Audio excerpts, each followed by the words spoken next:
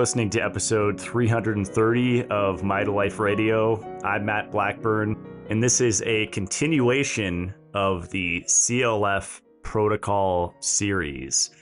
This is a gentle protocol that I designed in 2019 that stands for calcification, Lipofuscin, and fibrosis.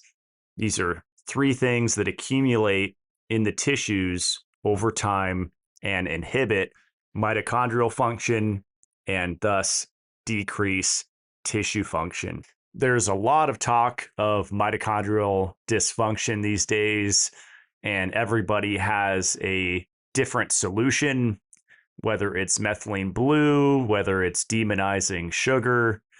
Some people say insulin resistance is the most important factor. I think it's everything. And I don't think one is more important than the other. But three that are often overlooked are calcification, Lipofuscin, and fibrosis. So I did an overview show talking about my CLF protocol, introducing it. I did a deep dive a few weeks ago on calcification. It was just a crash course, about 40 minutes, on the complexity of calcification and what you need to know about it. My goal was to make it complex, but simultaneously easy to grasp, but also noting all of the intricate nuances, specifically with regards to supplementation that applies to preventing calcification. Now, I plan to do that with this show with Lipofuscin. It's the L part of my protocol. And to me, it is the most interesting part because it's one that you could see. You can't see fibrosis in people except for maybe a hunchback and the head forward. And you could tell that they have a lot of scar tissue. Calcification, same thing. People think that you could just see the brain fog, the fluoride stares, they call it. And that's the calcification, but it's deep in the body. You really can't see calcification from the outside because it's in the arteries, the blood vessels, basically the vascular system. But with Lipofuscin, you can see it. And I fly often to see my family for birthdays and Christmas. And every time I'm at the airport, I use it as an opportunity to get a reading on the health of the nation because it's a good sample, right? You can study people and look at them and really tell a lot about their health, their posture, their skin texture, the light in their eyes. But I really focus in on the skin very heavily. I look at the skin. I look at the skin on the forehead, on the arms, and you could diagnose Lipofuscin through that.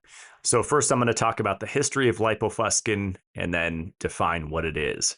So Lipofuscin was first identified in neurons in 1842. And then in 1886, Conniff pointed out its connection to aging. In 1912, Hewick introduced the term Lipofuscin, which is derived from Greek lipo, which means lipids, and Latin fuscus, which means dark. So dark fat. And that makes sense because that's what you can see on people's receding hairline, especially their forehead, areas where they get a lot of sun exposure. You'll see these dark patches. And that's because Lipofuscin is very reactive to ultraviolet and blue wavelengths of light. The best way that I've found to describe Lipofuscin is that it's basically trash that fills up the trash degrading part of our cells. So most people are aware that our cells generate energy, but they don't know that our cells also take out the trash. And the waste treatment center, you could say, is called the lysosome of the cell. And this Lipofuscin, which is a cross-linked, non-degradable combination of oxidized fats and damaged proteins, lipofuscin accumulates in that trash center of the cell to where that lysosome stops functioning. And that's a big deal because the lysosomes do a lot for us. They produce enzymes that break down big molecules into smaller ones, such as amino acids, sugars, and fatty acids. So it kind of recycles them and brings them back to the cell to be used again. So that process is degraded. There's an important process called phagocytosis, where a cell engulfs large particles like dead cells or bacteria or pathogens, and it brings them inside to digest them. And the lysosomes are the organelles inside of our cells that contain the digestive enzymes to digest them. So that process is degraded. One that I've been talking about for several years now is the inhibition of autophagy, which is a buzzword in the detoxification industry. People that talk about caloric restriction, ketogenic diet, improving this process where a cell can degrade its own damaged and aged components, even recycling old mitochondria. That is degraded, which is probably the biggest one for me that should make everybody's ears stand up. The lysosomes act as signaling hubs. They sense the levels of intracellular nutrients, and in response to amino acid intake or glucose and sugar intake, the metabolic regulator called mTORC1 is activated on the surface of the lysosome, and that's crucial for proper cell growth and metabolism. The lysosome is also involved in activating AMPK, which is called AMP activated protein kinase, and that regulates energy homeostasis in the cell.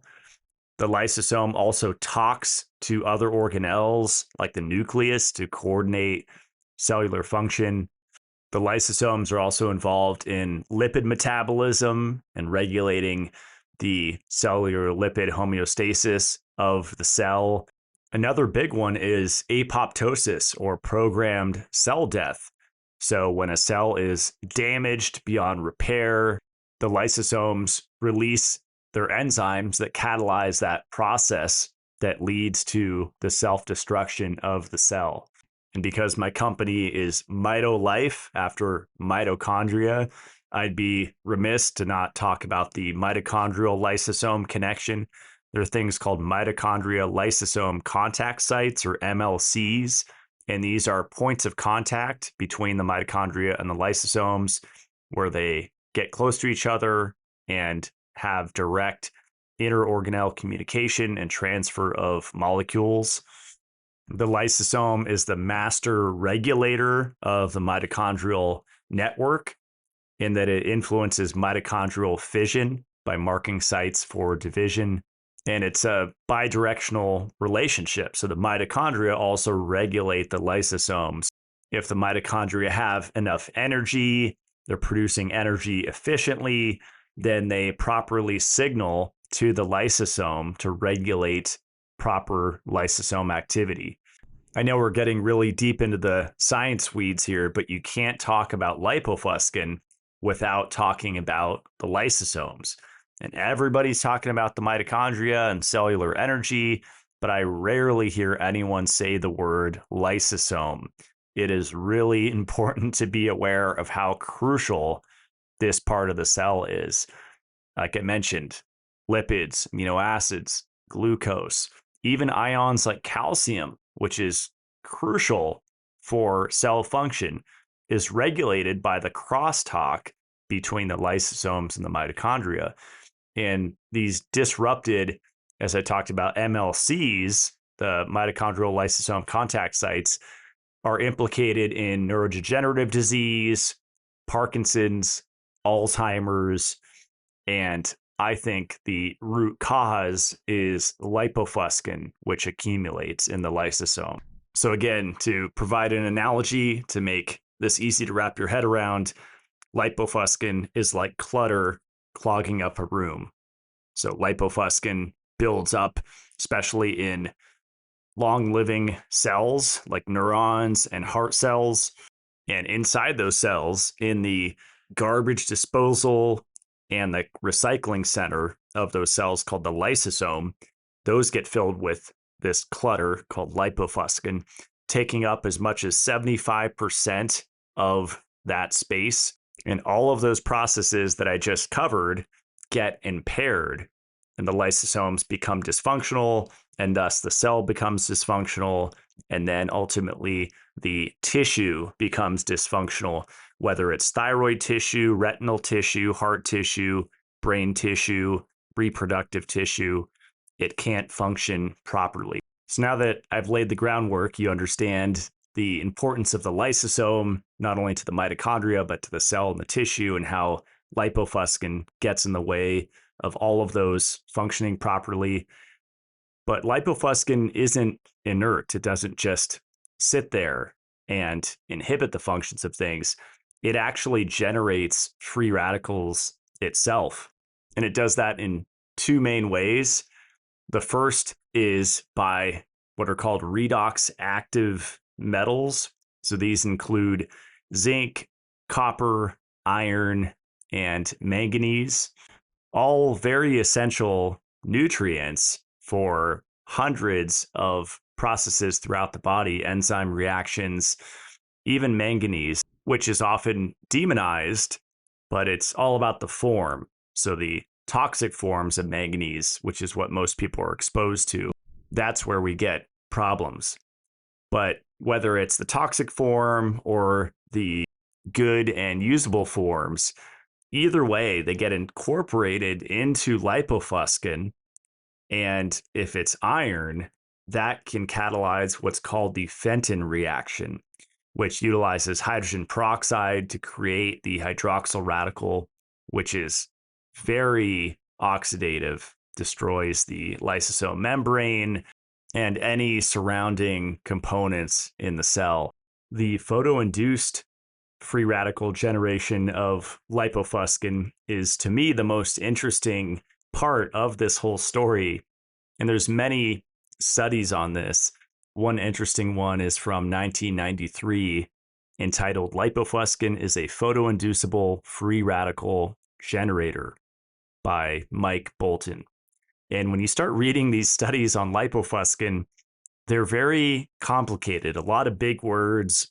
And my focus and goal with this podcast is to simplify things, because a lot of health influencers and educators are just trying to razzle and dazzle their audience and make themselves sound smarter than they are by using big words.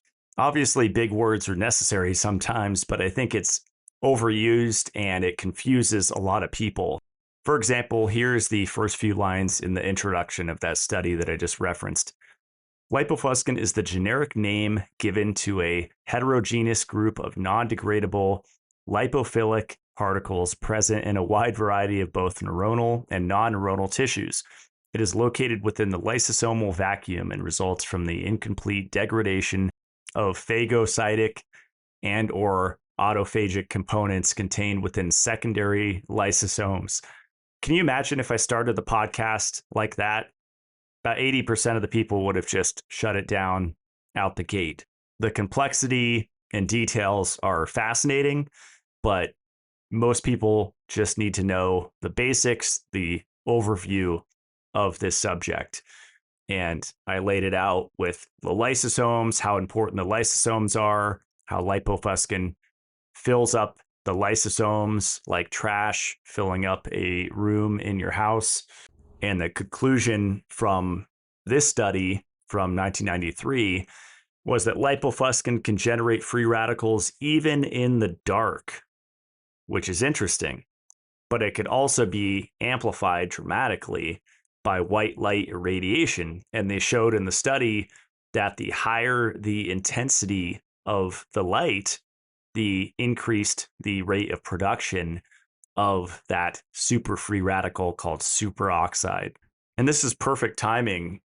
Recently, my friend Andrew Latour, the owner of the red light therapy company Gemba Red, shared this fascinating new documentary that challenged the common knowledge about blue blocking glasses, because that's immediately where my brain goes with this study of increased free radical generation from lipofuscin as the light intensity increases. And what's fascinating in this documentary that I mentioned, they talk about how the research was twisted by these companies that were marketing the blue blocking glasses, or still are marketing the blue blocking glasses, because a lot of the research showed that it had to be full brightness for the melatonin suppression from artificial light to occur, meaning you have to use your phone at 100% brightness, or tablet or laptop, to really have an effect. And it's really more about the intensity and nothing to do with the blue wavelength of light, which flies in the face of Dave Asprey, Ben Greenfield, Jack Kruse. I mean, we've heard it from all these big names for a long time that it's specifically the blue wavelength of light that is causing the sleep disruption. In this documentary, they break it down that that's actually not the case. I plan to have a podcast on this with a knowledgeable guest, so stay tuned for that. But I just wanted to throw that interesting tidbit out there that really turns on its head everything that we've known, because I love when that happens in the natural health community, because people speak with such confidence, and I've changed my mind several times and I've been crucified for it. Yet people are just regurgitating information that they've heard over and over again. It's just a giant echo chamber on Instagram and social media in these health communities. Once this information gets out there about the blue blocking glasses, it is going to really shake things up and make people question the integrity of a lot of these health educators. Now, back to Lipofuscin. So what if these glasses are just dimming the intensity of the light? And that is where a lot of the benefit is coming from, let alone just the psychological aspect of connecting these orange or red glasses that you put on every night with getting ready for bed, and what that does at a kind of quasi placebo level for the brain. And we've known for decades the connection with lipofuscin and retinal damage. Lipofuscin accumulates in the RPE cells, the retinal pigmented epithelial cells, and those are very sensitive to light. And what's interesting, in the study that I referenced, it talks about the oxygenated byproducts of vitamin A decomposition that predominate what the lipofuscin is made of in those RPE cells in the retina of the eye. And we have all of these X-ray repeaters that are shouting from the mountaintops that vitamin A is not a vitamin and that it's toxic, which is just insane. And none of them understand that vitamin E protects against vitamin A toxicity. And that's probably one of the main mechanisms of action whereby vitamin E protects the eyes from macular degeneration, dry eyes, and other eye issues. Vitamin E is so underrated for maintaining eye health. And I believe it's essential to protect from this vitamin A degradation that a lot of these studies talk about. What's really interesting is vitamins A and E are actually the most light sensitive vitamins, the most light sensitive specifically to ultraviolet light. And what's the most prone to UV light damage? The retina of the eyes. That's why a lot of people wear sunglasses, but I think that those are overdone. I think if you're skiing or you have a lot of reflection off the snow, or if you're driving towards the sun, or sometimes I use my ATV and I don't want bugs to hit my eye, or in the case of jet skiing, a bird to fly into my eye. That happened a few months ago. Those are all use cases for sunglasses. There's definitely a signaling effect of letting the body know that it's daytime, because even though you're getting light on the skin, you want it on your skin and in your naked eye to signal to the body that it's daytime and to regulate that cortisol melatonin balance. But I think the quantum health people that are super anti sunglasses, that recommend we never ever wear sunglasses and don't take supplements like vitamin E, alpha tocopherol, or mixed tocopherols, that is a recipe for disaster.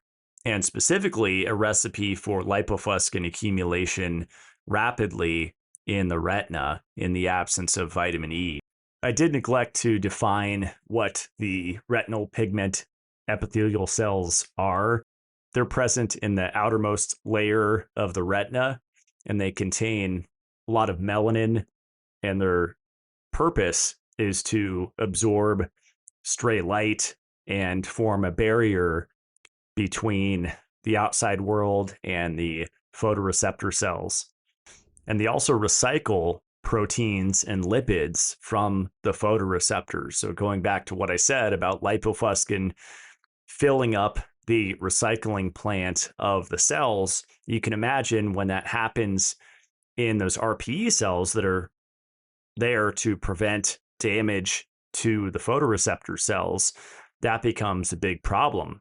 You get lipofuscin in the RPE cells, there's no barrier, and now you have no shield to excessive ultraviolet light. So it bypasses those RPE cells if a lot of them are full of lipofuscin, which they shouldn't be. And then you have damage to the actual photoreceptor cells, which is a big deal. That's when you get symptoms like floaters, which are very common. I've been asked about floaters for many years. You get loss of peripheral vision, blind spots. It can contribute to myopia or nearsightedness. One of the most interesting to me is losing your night vision. Obviously, we're not cats. We're not animals that are designed to see in pitch black, but we should be able to somewhat see well in the dark. And with this anti-vitamin A cult that's going around calling that essential nutrient a toxin, we are going to see a dramatic rise in that niche community of night blindness, because one of the hallmarks of vitamin A deficiency is an inability to see at night. The exact reason for that is that retinol, vitamin A, is converted into a pigment called rhodopsin that's in the retina, and rhodopsin is essential for being able to see in low light conditions.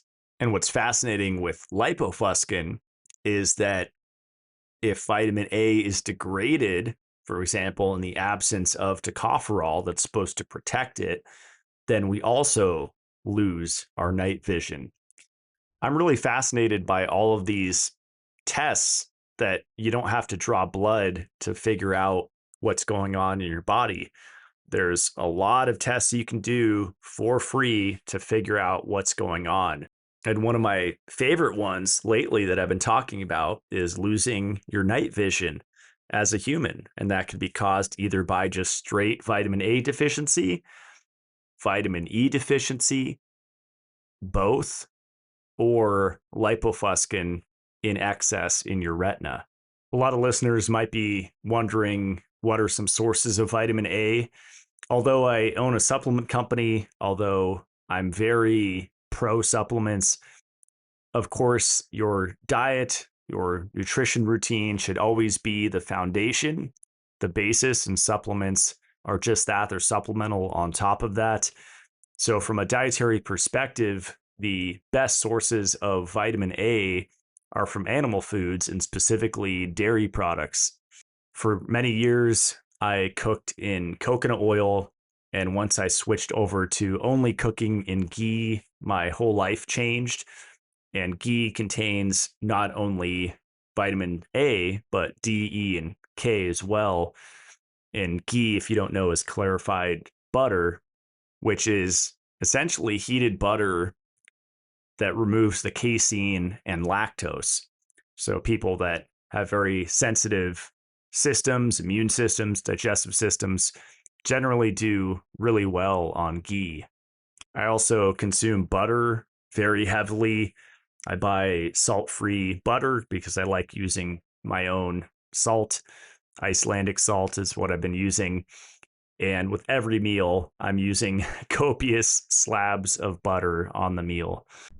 Milk is a great source, and that's one that you have to experiment with as far as A1, A2, pasteurized versus raw.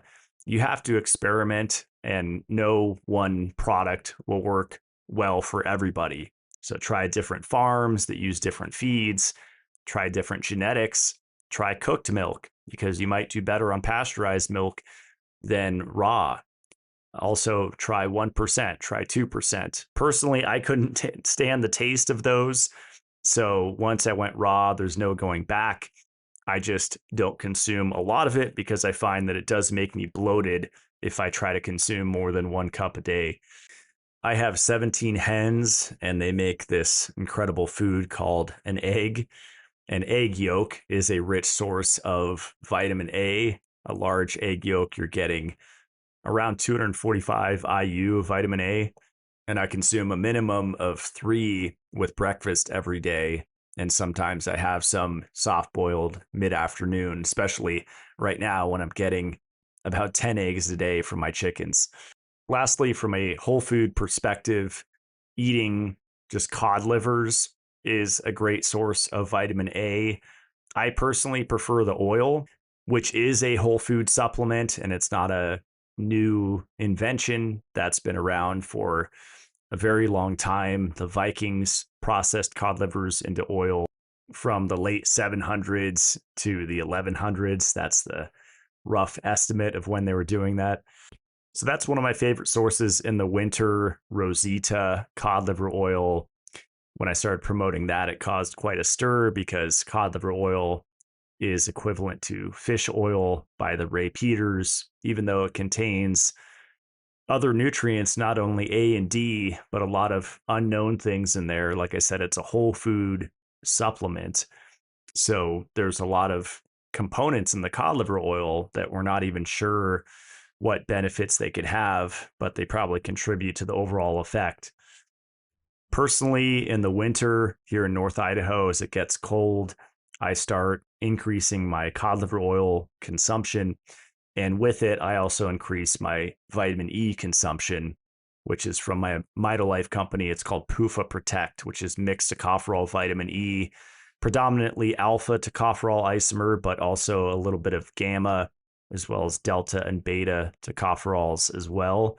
And the vitamin E helps to balance out the polyunsaturated fatty acids, the omega-3s that are in the Rosita cod liver oil. Another great source, if you don't want cod liver oil or you don't react to it, you don't like it, is beef liver. And I actually just brought back my beef liver product with MitoLife. It's from New Zealand. It's non-defatted because some beef livers are defatted. Vitamin A is a fat soluble vitamin. So in defatted encapsulated beef liver products, you don't get vitamin A. So this is potentially source of vitamin A there if it works well for you. I'm just trying to make a point here that just because vitamin A is implicated in lipofuscin, it doesn't mean it's the enemy. I feel like that's a common error that people in the health community make. Just because lipofuscin contains iron doesn't mean that we want to donate blood and dump as much iron as possible. Same with copper, manganese, and zinc. These are all essential nutrients. Vitamin A is also an essential nutrient. It's just about having everything in balance. So I'd like to dive more into the why of how we get lipofuscin. The complex science jargon answer is that these age pigments, as they're called, are Schiff-based condensation products of malondialdehyde derived from peroxidized polyunsaturated fatty acids. as well as amino acids from broken down proteins and nucleic acids. For example, damaged mitochondria get incorporated into lipofuscin. So for years, I've been talking about the importance of vitamin E and the dangers of vitamin E deficiency in the context of lipofuscin, because vitamin E is well known as an antioxidant. It's a fat soluble antioxidant that gets into our membrane lipids, into the fats in our cell membranes, into the fats of our mitochondrial membranes, and it protects them from oxidizing polyunsaturated fatty acids, which occurs for multiple reasons. A lot of things kick off the oxidation of these highly sensitive polyunsaturated fatty acids like omega 3s. One of the most common ones is chronic heavy metal toxicity. A lot of people aren't aware that arsenic, cadmium, mercury, aluminum, these metals actually compete for beneficial minerals. A lot of them include zinc, magnesium, and copper. Those are the big three. And we have these endogenous antioxidants that rely on copper and zinc. For example, superoxide dismutase needs copper and zinc to be created. And of course, that's not the only one. There are superoxide dismutases that only require copper, but the big one does require copper and zinc. And if you have heavy metal toxicity, that will deplete you of both copper and zinc, since they compete for binding sites with heavy metals. And the same goes for manganese, which can get incorporated as a transition metal into lipofuscin. And my theory is that if you have chronic heavy metal toxicity that's not addressed, these crucial nutrients get put into lipofuscin because they're not where they're supposed to be. And that's where supplements like Shilajit come in, which I see as a staple, which is blown up in popularity the last few years. More people now know about Shilajit, but they're not taking enough. I prefer it in tablet form, which is just the resin compressed into tablets. If I only had to pick one supplement to take, it would be that one for its fulvic and humic acid content, its dibenzo alpha pyrones or DBPs, which have antioxidant effects and increase ATP. Shilajit is one of the best whole body balancers that I've found. And I take personally 1 gram a day every morning after my breakfast and coffee. But with its suite of minerals combined with the fulvic acid, it can start to lessen the metal burden on your body. And especially if you combine it with supplementing, I supplement zinc carnosine and copper orotate every day, take magnesium every day. If you're taking the right supplements, then you could actually really start to build your levels because you're decreasing your burn rate when you start to address these heavy metals. Huge fan of sauna as well.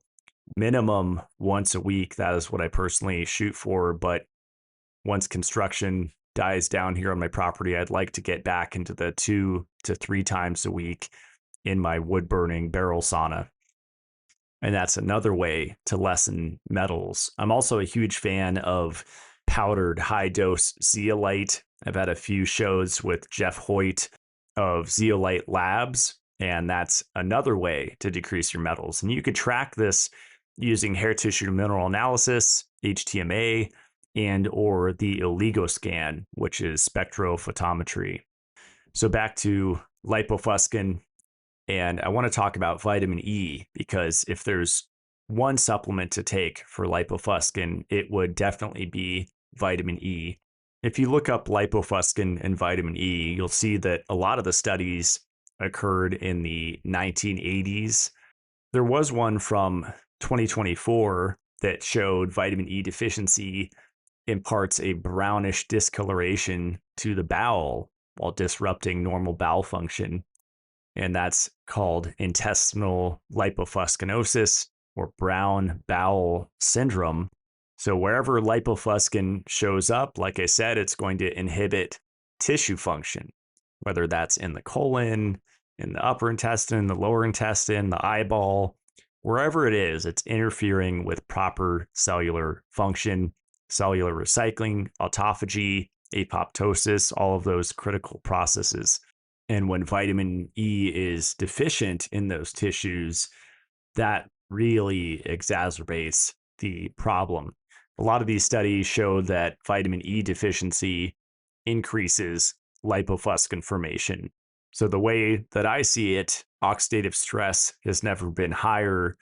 So, our burn rate of fat soluble vitamins, water soluble vitamins, and minerals have never been higher. When you combine air pollution, water pollution, noise pollution, light pollution, I'm not talking about artificial blue light, but just bright light being bombarded in the city 24/7, you add chronic heavy metal toxicity, electromagnetic fields, of which electric fields, magnetic fields, radio frequency fields comprise that umbrella. All of those increase our oxidative stress. Nobody's supplementing vitamin E because Rhonda Patrick told them that fish oil is one of the top 5 supplements to take, and vitamin E is not even mentioned, which is a travesty. We have the Jack Cruz quantum health people telling everybody to not ever wear sunscreen or never wear sunglasses. And excessive UV light, we know, contributes to increased lipofuscin accumulation. So I just see it as this perfect storm. And this is why I developed the CLF protocol. It's not the end all be all protocol, it's not the root cause for everybody. But I believe that lipofuscin is at the root of a lot of people's chronic ailments because we're looking in the wrong place or we're looking too superficially. Yes, all of those things that I mentioned have an effect, but they all have an oxidative stress effect. They all deplete our vitamin E, which is the primary antioxidant that protects our membranes, not only scavenging reactive oxygen species, but also reactive nitrogen species or RNS that are created in the presence of high EMF environments like a hotel or an Airbnb or just living in a population dense city. If you want to see examples of what lipofuscin looks like, look at Dr. Daniel Amen. He's very popular in the health community. Look at Jack Cruz and look at Ben Bickman. Look at all 3 of their foreheads and tell me that that's natural. It doesn't mean that everything those 3 guys say is complete nonsense, 100% of it, but it does show that they are ignorant to this really important part of human health, which is this age pigment, lipofuscin. You can't have aging without lipofuscin. So that's a good crash course on lipofuscin. If you want to explore my whole protocol, you can go to matt-blackburn.com. And then at the top, you'll see CLF protocol. Click on that. You could learn about calcification and fibrosis as well, and all of the solutions that I detail there. And red light therapy helps with all of it. I have a few links on that post, and the Gemba Red products are amazing and help with so many things. I mean, foundational cellular health. And that's something that I use daily, even in the summer, is a big red light panel. While there's no clear research study using humans that red light therapy helps to reverse or prevent lipofuscin, there's been some research. If you search photobiomodulation, one with 670 nanometer light from 2015 showed that it increased phagocytosis in human retinal pigment epithelial cells. Phagocytosis is where immune cells can engulf and destroy foreign material like viruses and bacteria or even dead cells. And so 670 nanometer, which is visible red light, increased that in human eye cells, which is really cool. And then there's just the effect of infrared light in building structured water in the body, that exclusion zone water that facilitates cellular processes. There's a lot of mechanisms of how red light therapy is helping total body health, and it is helping with calcification, lipofuscin, and fibrosis. As I mentioned, I do have a vitamin E supplement. It's one of my best sellers because I've been talking about it for many years, and it is a combination of alpha tocopherol with some gamma, beta, and delta tocopherol. And it's sourced from sunflower, not soybean, like a lot of the cheaper vitamin E products out there. If you do the math, the dosage of what you would need of vitamin E is really high. We're talking about thousands of milligrams and thousands of IU a day. On my Instagram, I actually posted the math a few weeks ago, converting the studies, because it's hard to do all of the conversions from these clinical studies on lipofuscin. But in humans, it would be several capsules a day. So I just think it's in the consistency where the power is. So I take one a day minimum. If I notice that I'm burning easily, I look at my copper intake, I look at my vitamin E intake. Maybe I increase both of them for internal sunscreen protection. As I mentioned before, in the winter, as I increase my omega-3s, I'm eating more seafood to handle the cold, which is mammalian antifreeze, that omega-3 component of seafood and cod liver oil. I also increase my vitamin E at the same time. If you want to check out my other products, you can go to mitolife.co. Working really hard to get a structured water filter released. That'll definitely be in October, and I'm really shooting for the first half of October. So stay tuned to my social media and the MitoLife social media for updates there, and just subscribe to the newsletter at the bottom of the MitoLife site so that you're aware of when that is released. So that is all for today. Hope you enjoyed this installment of the CLF protocol. Next, I will cover fibrosis, which is scar tissue that is chronic. So the body just keeps producing scar tissue beyond where it should. And I will see you guys next Friday. Stay supercharged.